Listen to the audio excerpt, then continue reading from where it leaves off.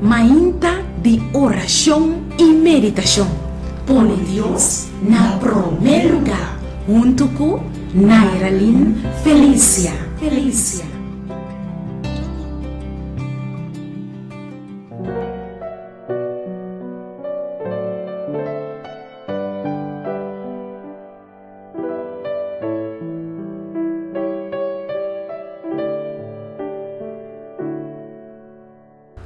O título para nossa meditação de hoje é Vlamnang de desânimo.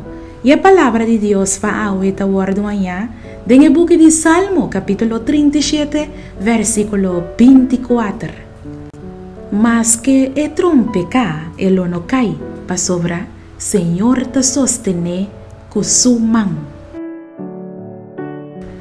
Desânimo é uma arma que Satanás usa para destruir nossa felicidade. Desânimo te guia na rabia, na amargura e por outro sentimento que não te jala-nos mais cerca de Deus. Então o diabo sempre está buscando algo para desanimar, para ter ocupar ou de focus riba coisas negativo. Ora que você sente e caiente de vlamnang de desânimo está chegando na vida, exclama na Jesus imediatamente e dona Jesus turbo preocupação. Ela permite que mais que o trompe calo não cai, para sobra eta sostenebu com sua mão. Corda que bota yu de Deus. Bota yu de rei do universo.